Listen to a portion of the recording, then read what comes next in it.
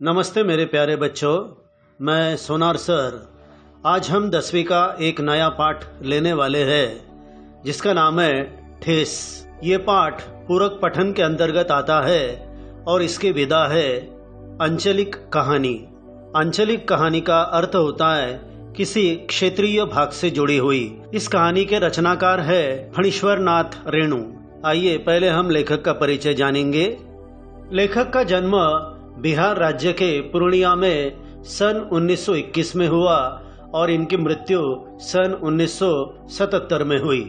हिंदी कथाधारा का रुख बदलने वाले फणीश्वर नाथ रेणु जी को आजादी के बाद के प्रेमचंद की संज्ञा दी जाती है।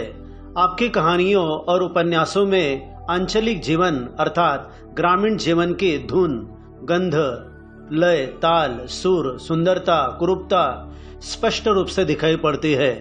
आपकी भाषा शैली में एक जादुई असर मिलता है। फणीश्वरनाथ रेणु जी की कहानियां पढ़ते पढ़ते हम उस माहौल में, उस वातावरण में एकदम खो से जाते हैं। वह सारा दृश्य हमारी आंखों के सामने उभरता चला जाता है। अब हम गद्य संबंधी जानेंगे। प्रस्तुत आंचलिक कहानी बिहार के ग्रामीण जीवन पर आधारित है। इस कहानी के माध्यम से कथाकार ने ग्रामीण जीवन, सामाजिक संबंध, कारीगरी, कारीगरों के स्वाभिमान अर्थात उनका आत्मगौरव आदि को बड़े ही सुंदर ढंग से चित्रित किया है। मित्रों, एक बात समझ लीजिए कि जब भी हमें किसी पाठ का आकलन करना हो, चाहे उसकी विधा कौन सी भी हो, उस पाठ में आए हुए प्रमुख स्थानों के नाम और प्रमुख पात्रों के नाम हमें अच्छी तरह से समझ लेने चाहिए। अब ठेस कहानी के पात्र हमारे सामने है। सबसे पहला है सिरचन, जो कि एक कारीगर है। उसका पूरा नाम है सिरचंद राय। दूसरा है लेखक, और अन्य जो पात्र है लेखक के परिवार से जुड़े हुए हैं, जैसे लेखक की माँ, जिसे सिरचन हमेशा काकी कहता है, कि सबसे छोटी बहन मानू दीदी। उसके बाद लेखक की बड़ी भाभी, उसके बाद लेखक की मंझली भाभी, जो कि माँ की दुलारी बहू है, लाडली बहू है, और अंतिम पात्र है चाची। तो ये सिरचन नाम का जो कारीगर है, उससे लेखक के घर से घरोबा का रिश्ता है। लेखक की माँ उसकी काफी इज्जत करती है। जैसे कि मैंने बताया, पाठ का नाम ठेस। पाठ को आरंभ करने से पहले दो बातें मैं आपको बताना चाहूंगा बच्चों। इस पाठ में सिरचन का वर्तमान काल और सिरचन का भूतकाल, इन दोनों के बारे में बताया गया है। उसका वर्तमान बड़ा दयनीय है, लेकिन भूतकाल में उसकी कारीगरी बड़ी बेजोड़ थी। और दूसरा मुद्दा, जिन शब्दों के नीचे मैंने अधोरेखांकन किया हुआ है, स्पष्टीकरण देते समय उनका अर्थ मैं तभी आपको बतला दिया करूंगा। चलो पाठ को आरंभ करते हैं और सिरचन का वर्तमान काल कैसा है ये भी देखते हैं। खेती बाड़ी के समय गांव के किसान सिरचन की गिनती नहीं करते। लोग उसको बेकार ही नहीं बेगार समझते हैं। इसलिए खेत खलिहान की मजदूरी के लिए कोई नहीं बुलाने जाता है सिरचन को। क्या होगा उसको बुलाकर? दूसरे मजदूर खेत पहुंचकर 1/3 काम कर चुकेंगे, तब कहीं सिरचन राय हाथ में खुरपी डुलाता हुआ दिखाई पड़ेगा। पगडंडी पर तौल तौल कर पांव रखता हुआ धीरे धीरे। मुफ्त में मजदूरी देनी हो तो और बात है। वर्तमान समय में सिरचन का कोई ज्यादा महत्व समाज में नहीं है। खेती बाड़ी से जुड़ा हुआ कोई भी काम हो, उस काम करने के लिए सिरचन को बेकार या बेगार ऐसा समझा जाता है। बेगार यानी जबरदस्ती करवाया हुआ काम। लोग समझते हैं कि वो अब किसी भी काम का नहीं रहा। वैसे तो खेत खलिहानों का काम करने के लिए बहुत सारे मजदूरों की आवश्यकता होती है, फिर भी सिरचन को आजकल कोई बुलाता नहीं है, क्योंकि वो जानते हैं कि उसे बुलाकर कोई फायदा नहीं होगा। वो आजकल कामचोर बन रहा है और उसे समय की पाबंदी का भी ध्यान नहीं रहता। जब अन्य मजदूर खेत पर पहुंचकर 1/3 यानी बहुत सारा काम कर चुकेंगे, तब कहीं जाकर ये सिरचन आराम से खेत की पगडंडी पर, यानी जो कच्चा रास्ता होता है, वहां पर हाथ में खुरपी लेकर एक एक पाँव मानो गिनता हुआ आगे बढ़ाता हुआ धीरे धीरे आएगा।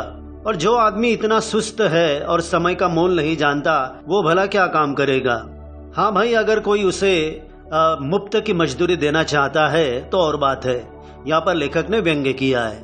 मुफ्त की मजदूरी तो कोई देगा ही नहीं। आज सिरचन को मुफ्तखोर, कामचोर या चटोर कह ले कोई, यानी बिना मेहनत के खाने वाला, कामों को टालने वाला और खवैया। एक समय था जब उसकी मड़ैया के पास अर्थात झोपड़ी के पास बाबू लोगों की सवारियां बंधी रहती थी। सिरचन के भूतकाल में प्रवेश कर रहे हैं। उसे लोग पूछते ही नहीं थे, उसकी खुशामद भी करते थे। यानी एक समय ऐसा था कि सिरचन का समाज में काफी महत्व था। उसकी झोपड़ी के आगे बहुत सारी गाड़ियां, बहुत सारी सवारियां लोगों की लगी हुई रहती थी। बाबू लोग जो होते थे वो उसके काम की प्रशंसा तो करते ही थे, साथ साथ उसकी चापलूसी भी करते थे। कहते थे, अरे सिरचन भाई, अब तो तुम्हारे ही हाथ में ये कारीगरी रह गई है सारे इलाके में। एक दिन का समय निकाल कर चलो, बड़े भैया की चिट्ठी आई है शहर से, सिरचन से एक जोड़ा चीक बनाकर भेज दो।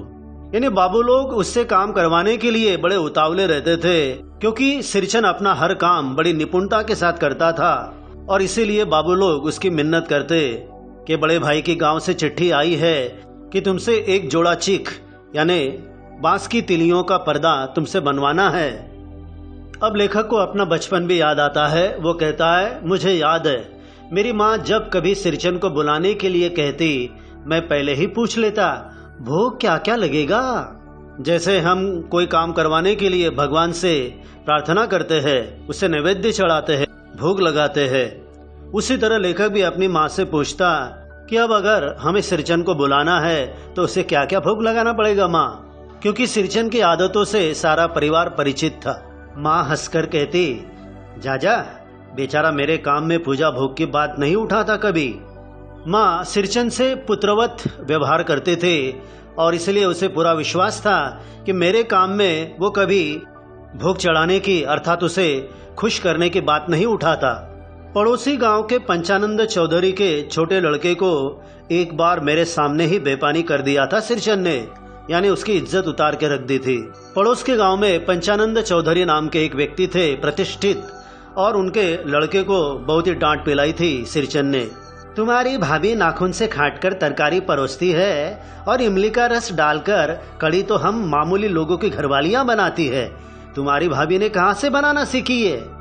कभी कभी सिरचन बेपरवाह होकर ऐसी बात कह देता कि ये नहीं सोचता कि सामने वाले के दिल पर उसका क्या प्रभाव पड़ेगा। तो उसने कहा था कि तुम्हारी भाभी जो है वो नाखून से खाटकर यानी बिल्कुल कम मात्रा में मुझे तरकारी परोसती है, यानी कि वो कंजूस है। और इमली का रस डालकर कढ़ी बनाने वाले तो हम जैसे गरीब लोग हैं। तुम्हारी भाभी कब से इमली का रस डालकर कढ़ी बनाना सीख गई, क्योंकि अच्छे घरों में मक्खन दही वगैरह डालकर अच्छी और स्वादिष्ट कढ़ी बनाई जाती है, जो कि सिरचन को नहीं दी गई थी, इसलिए उसने उसे डांट पिलाई थी। इसलिए सिरचन को बुलाने के पहले मैं माँ से पूछ लेता। सिरचन को देखते ही माँ हुलस कर कहती, बड़े प्यार से कहती, आओ सिरचन, आज नैनू मत रही थी तो तुम्हारी याद आई। घी की खकोरन के साथ चूड़ा तुमको बहुत पसंद है ना। और बड़ी बेटी ने ससुराल से संवाद भेजा है, उनकी ननद रूठी हुई है मोती की शीतल पार्टी के लिए।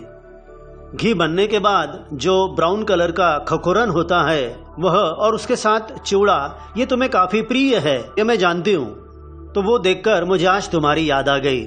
और बड़ी बेटी ने तो अपने ससुराल से एक संदेशा भेजा है। बात यह है कि उसकी ननद रूठ गई है, उसे चाहिए तुम्हारे हाथ की बनी हुई मोती की शीतल पार्टी।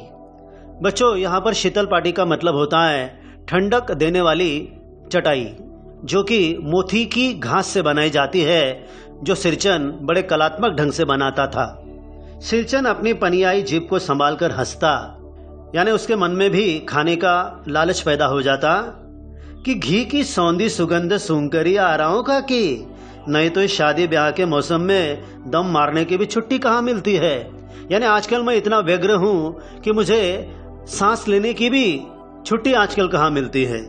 और अभी अभी मैं घी की अच्छी सुगंध सूंघ कर आ रहा हूँ। शादी ब्याह के मौसम में सिरचन को बहुत सारा काम मिलता था और इसीलिए वो हमेशा व्यग्र होता था।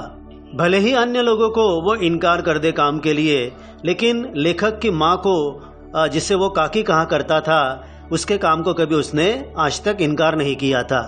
सिरचन जाति का कारीगर है। मैंने घंटों बैठकर उसके काम करने के ढंग को देखा है।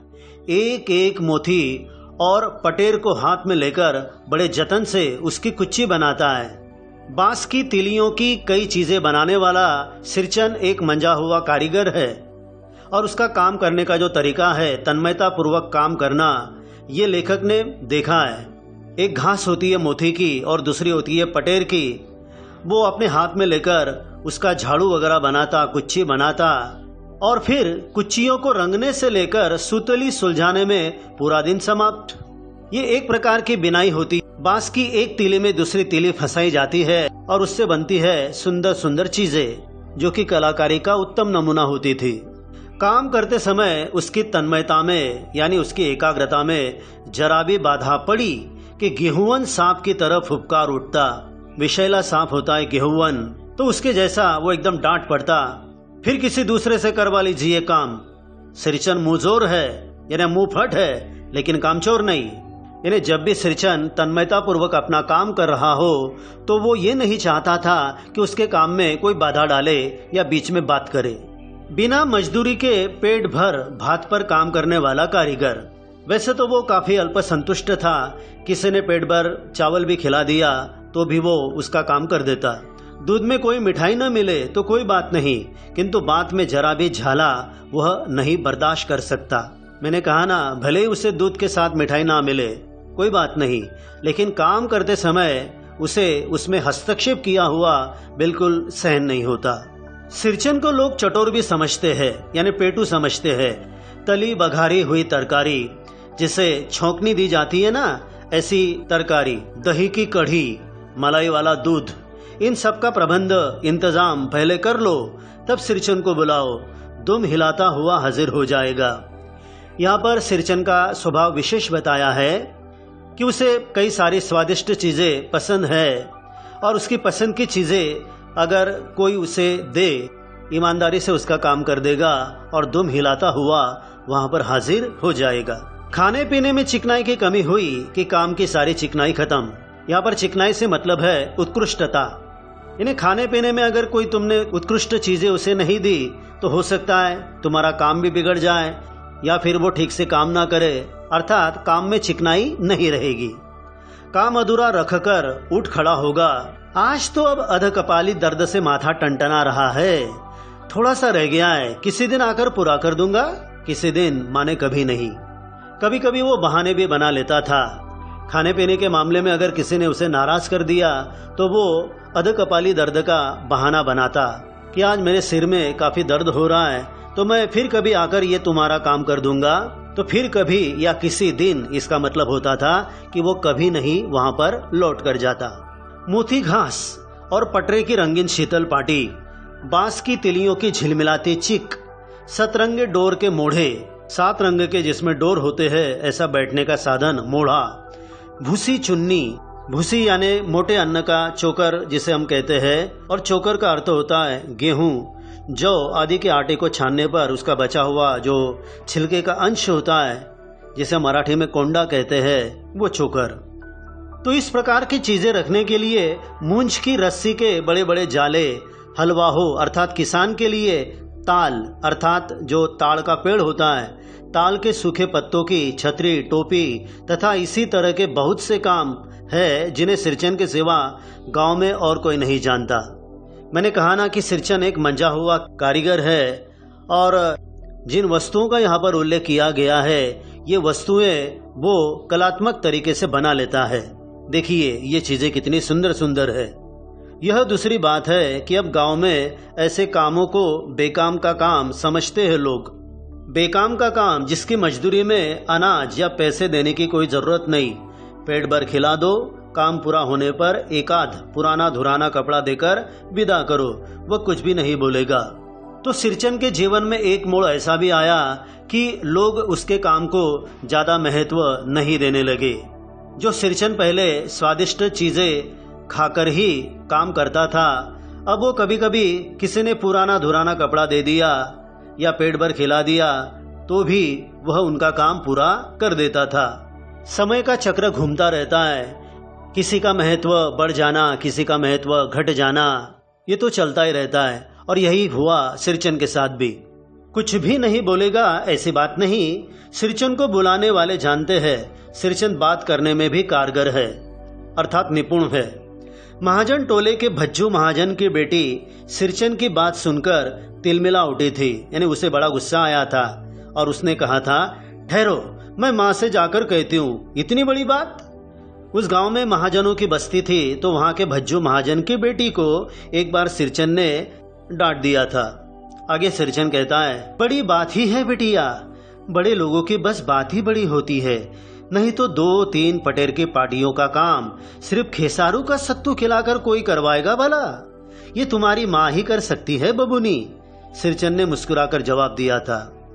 सिरचन ने ये बात भले ही प्यार से कही थी, लेकिन इस बात में एक दर्द भी था और एक व्यंग्य बाण भी था।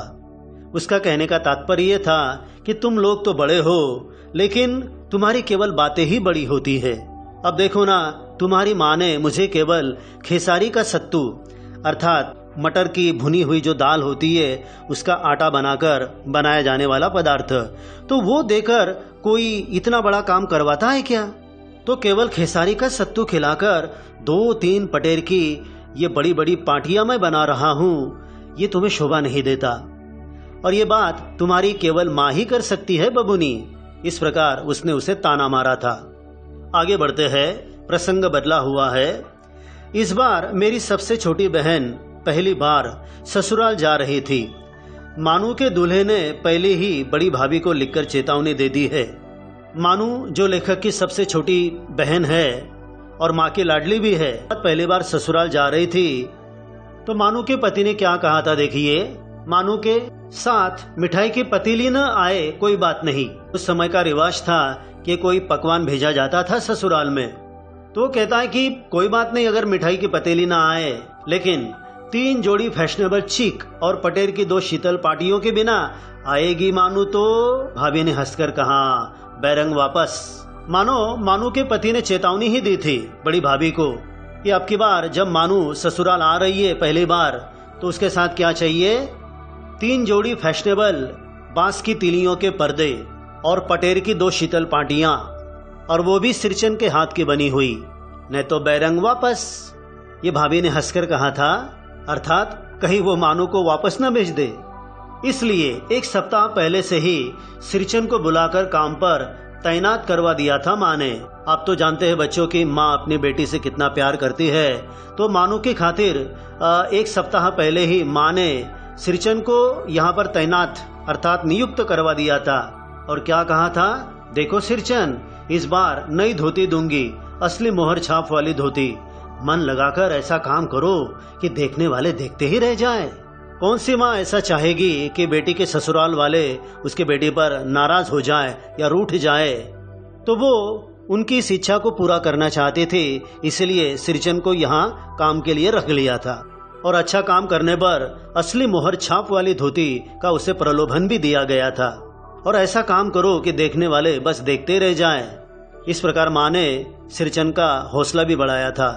पान जैसी पतली छुरी से बांस की तीलियां और कमानियों को चिकनाता हुआ सिरचन अपने काम में लग गया। जैसे माचिस की तीली आपने देखी होगी, उसी तरह बांस की तीलियां और कमानियां बनाने के लिए सिरचन ने शुरुआत कर दी थी। रंगीन सुतलियों के झब्बे डालकर वह चिक बुनने बैठा, यानी बांस के पर्दे बुनने के लिए वो बैठ गया पूरी तैयारी के साथ। 1.5 हाथ की बिनाई देखकर ही लोग समझ गए कि इस बार एकदम नए फैशन की चीज बन रही है। सिरचन अक्सर आंगन में बैठकर ही अपना काम किया करता था, तो आते जाते लोग जब उसकी कलाकारी को देख रहे थे तो यही सोच रहे थे कि इस बार बिल्कुल नए किस्म की चीज बनने जा रही है, एकदम फैशनेबल। मंजली भाभी से नहीं रहा गया, पर्दे की आड़ से बोली, पहले ऐसा जानती कि मोहर छाप वाली धोती देने से ही अच्छी चीज बनती है तो भैया को खबर भेज देती। पता नहीं मंजली भाभी के दिल में क्या था, लेकिन सिरचन के लिए ये बात जरूर अप्रिय थी। उसके कहने का तात्पर्य यह था कि सिरचन अगर ऐसी चीजों से खुश हो जाता है तो मैं पहले ही भैया को खबर भेज देती। तो ये बात सिरचन को किसी ताने के समान लगी। वो अपने काम में व्यस्त था। देखिए, काम में व्यस्त सिरचन के कानों में बात पड़ गई। बोला, मोहर छाप वाली धोती के साथ रेशमी कुर्ता देने पर भी ऐसी चीज नहीं बनती बहुरिया। मानू दीदी काकी की सबसे छोटी बेटी है, मानू दीदी का दुल्हा अफसर आदमी है। सिरचन ने भी तुरंत जवाब दे दिया कि ऐसी कोई बात नहीं है, मैं ये जो कर रहा हूँ वो मानू दीदी की खातिर कर रहा हूँ। मैं जानता हूँ कि मानू दीदी का जो दुल्हा है वो एक अधिकारी आदमी है, अफसर आदमी है। और रही बात मेरे काम की, तो केवल मुहर छाप वाली धोती के साथ रेशमी कुर्ता भी अगर मुझे कोई देता तो मैं ये काम नहीं करता। मैं जो भी कर रहा हूँ मानू दीदी की खातिर कर रहा हूँ। और ये बात सुनकर मंजली भाभी का मुंह लटक गया, अर्थात वह निराश हो गई। मेरी चाची ने फुसफुसाकर कहा, किससे बात करती है बहू? मुहर छाप वाली धोती नहीं, मुंगिया लड्डू।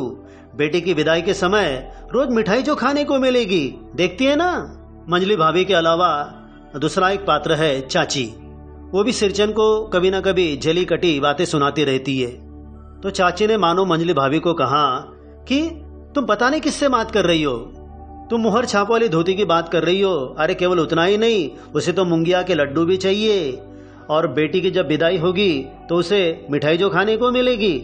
लेखक के परिवार में मंजली भाभी और चाची ये दो पात्र ऐसे हैं जिनकी विचारधारा एक जैसी है, और वो सिरचन को अच्छी निगाह से नहीं देखते। चाची मानो ये कहना चाहती है कि सिरचन थोड़ा लालची है, और केवल मोहर छाप वाली धोती ही नहीं बल्कि उसे तो मुंगिया के लड्डू भी चाहिए, इन्हें मूंग की दाल के बने हुए लड्डू।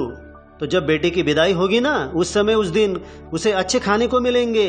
शायद इसी लालच में आकर वो अच्छा काम कर रहा है। अब दूसरे दिन की बात है। दूसरे दिन चीक की पहली पाती में 7 तारे जगमगा उठे, 7 रंग के सतभैया तारा। बच्चों, आपने आसमान में सतभैया तारा देखा होगा, जगमगाता हुआ। उसी तरह सिरचन के काम में भी मानो 7 तारे एकदम जगमगा उठे। अपने काम में मगन सिरचन को खाने पीने की सूध नहीं रहती। माना कि सिरचन स्वभाव से चटोर है, उसे खाने पीने की चीजें अच्छी लगती है, लेकिन ये बात उतनी ही सच है कि जब वो तन्मयता पूर्वक अपना काम शुरू कर देता है या करता रहता है तो उसे खाने पीने का भी ख्याल नहीं रहता। चीक में सुतली के फंदे डालकर उसने पास पड़े सूप पर निगाह डाली। चूरा और गुड़ का एक सूखा ढेला। मैंने लक्ष्य किया, अर्थात लेखक ने बारीकी से देखा कि जो सूप सामने रखा गया है सिरचन के, उसमें केवल थोड़ा सा चूरा था और गुड़ का एक ढेला पड़ा हुआ था। सिरचन की नाक के पास 2 रेखाएं उभर आई, अर्थात उसकी तरफ देखकर सिरचन ने अपनी नाराजगी प्रकट की कि मुझे केवल खाने को क्या दिया, चूरा और गुड़ का ढेला। मैं दौड़कर माँ के पास गया और बोला, माँ, आज सिरचन को कलेवा अर्थात नाश्ता किसने दिया है? सिर्फ चूरा और गुड़? हालांकि ये काम माँ का नहीं था। माँ को तो ये भी नहीं पता कि उसे नाश्ते में क्या दिया गया है। माँ रसोई घर के अंदर पकवान आदि बनाने में व्यस्त थी। बोली, अरे मंजली, सिरचन को बूंदिया क्यों नहीं देती? लेखक द्वारा पता चलने पर माँ को भी थोड़ा बुरा लगा और इसलिए उसने अपनी बहू को पुकारा और कहा कि उसे तुम बूंदिया दे दो, अर्थात बूंदी दे दो। पता नहीं ये बात कैसे सिरचन ने सुन ली और उसने भी थोड़ी नाराजगी प्रकट करते हुए कहा, बूंदिया मैं नहीं खाता काकी। सिरचन के मुंह में चूरा भरा हुआ था। गुड़ का ढेला सूप में एक किनारे पर पड़ा रहा अछूता। बेचारे को भूख लगी होगी, इसलिए उसने थोड़ा सा चूरा अपने मुंह में भर लिया था, लेकिन गुड़ का ढेला जो था वैसा ही पड़ा हुआ था। शायद वो उसे पसंद नहीं था और इसलिए उसने उसे स्पर्श भी नहीं किया था। माँ की बोली सुनते ही मंजली भाभी की भौहें तन गई, यानी उसे सिरचन पर क्रोध आया। मुट्ठी भर बूंदिया सूप में फेंककर चली गई। सिरचन को बूंदिया दी गई, लेकिन कब? जब लेखक ने माँ को बताया और माँ ने जब उसकी बात सुनी उसके बाद, और बड़े ही अशिष्टता के साथ मंजली भाभी ने मुट्ठी भर बूंदिया उसके सूप में फेंक दी। अनाज परोसने का भी एक तरीका होता है, एक शिष्टाचार होता है, लेकिन यहाँ पर बूंदिया वो केवल फेंक कर चली गई, जो कि बिल्कुल अनुचित था। सिरचन को यह बात बुरी लगी। सिरचन ने पानी पीकर कहा, मंजली बहुरानी अपने मैके से आई हुई मिठाई भी इसी तरह हाथ खोलकर बांटती है क्या? बस मंजली भाभी अपने कमरे में बैठकर रोने लगी। चाची ने माँ के पास जाकर कहा, मुंह लगाने से सिर पर तो चढ़ेगा ही, किसी के नैहर अर्थात मायके ससुराल की बात क्यों करेगा वह? सिरचन ने पानी पी लिया और गुस्से में कहा कि शायद मंजली बहुरानी को ऐसी ही आदत है क्या कि मैके से आई हुई चीज ऐसे फेंक कर जाना? मुझे लगता है कि सिरचन की बात अगर मंजली भाभी को इतनी बुरी लगती है तो उसे ऐसा व्यवहार ही नहीं करना चाहिए था। अरे हमारे दरवाजे की दहलीज पर अगर कोई भिखारी भी आए तो हम उसे बड़े प्यार से आटा या खाना वगैरह देते हैं। ये तो उनका मेहमान है एक प्रकार से देखा जाए तो। और अब सिरचन की बात बुरी लगी तो अपने कमरे में जाकर रोने लगी। और इस पर भी आग में घी डालने का काम चाची ने किया कि हम लोगों ने सिरचन को ज्यादा मुंह लगा के रखा है, वरना वो किसी मैके या ससुराल की बात क्यों करेगा। मंजली भाभी माँ की दुलारी बहू है, लाडली बहू है। माँ तमक कर गुस्से में बाहर आई। सिरचन, तुम काम करने आए हो, अपना काम करो। बहुओं से बदकुट्टी करने की क्या जरूरत? जिस चीज की जरूरत हो मुझसे कहो। तुम्हें किसी भी चीज की आवश्यकता हो तो मुझसे आकर कहो। मेरी बहुओं से बदकुट्टी मत करना। और इस बात की सिरचन ने यहाँ तो कल्पना भी नहीं की थी कि जो काकी उस पर इतना स्नेह लुटाती है वो भी उसे डांट देगी। सिरचन का मुंह लाल हो गया, यानी उसे भी गुस्सा आ गया। उसने कोई जवाब नहीं दिया। बांस में टंगे हुए अधूरे चीक में फंदे डालने लगा। काम उसने जारी रखा, लेकिन उस काम में उसका दिल नहीं लग रहा था।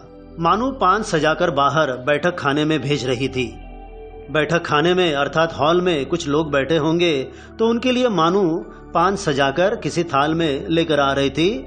चुपके से पान का एक बीड़ा सिरचन को देती हुई इधर उधर देखकर बोली, सिरचन दादा, कामकाज का घर, 5 तरह के लोग 5 किस्म की बात करेंगे, तुम किसी की बात पर कान मत दो।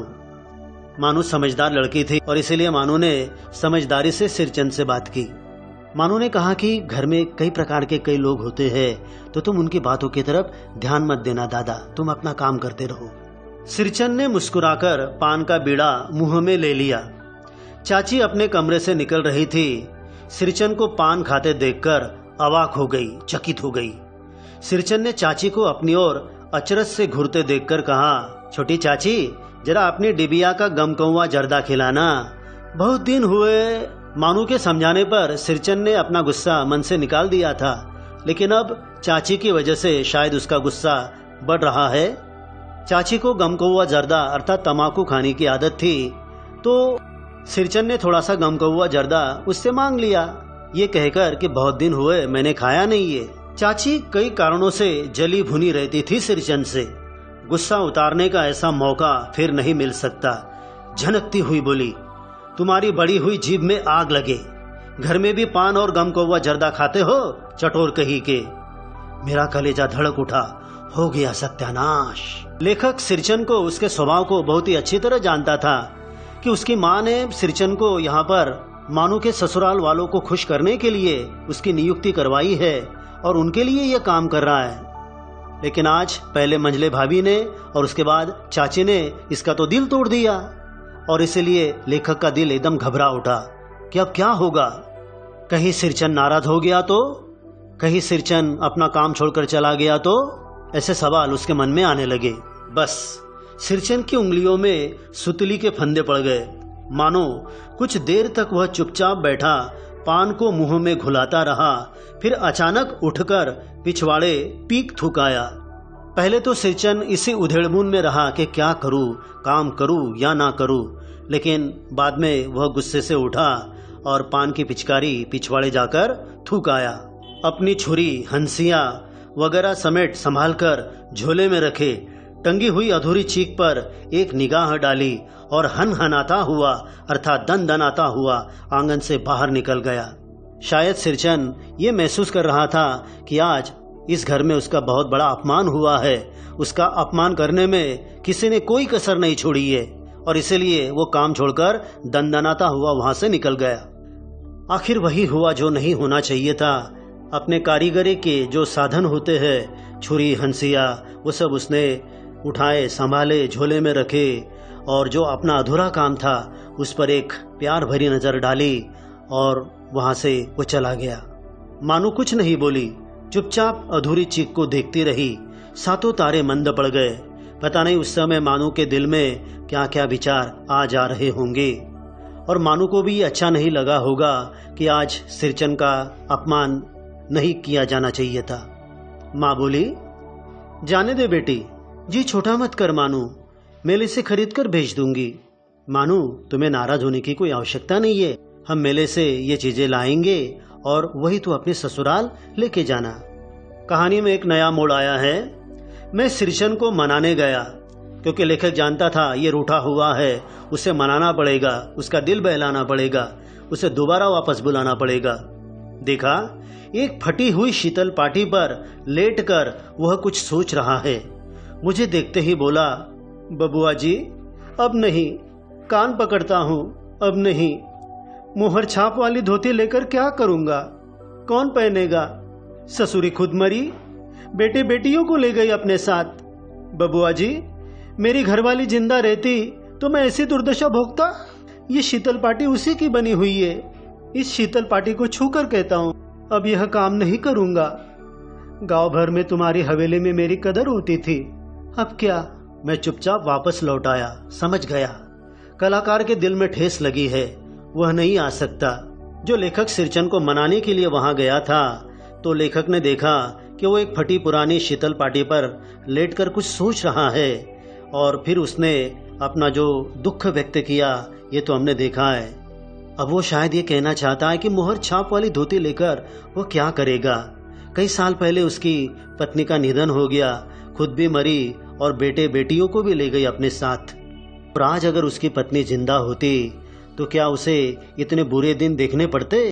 और जिस शीतल पाटी पर वो बैठा हुआ है वो भी उसी की पत्नी की बनाई हुई है। उसकी स्मृति के रूप में उसने आज तक उसे संभाल के रखा है, और उसी की सौगंध खाकर वो कहता है कि दोबारा मैं ये काम कभी नहीं करूँगा। और पूरे नगर में जिस घर में मेरी इज्जत होती थी, मेरी कदर होती थी, आज उसी घर में मेरा बहुत बड़ा अपमान हो गया बाबूजी।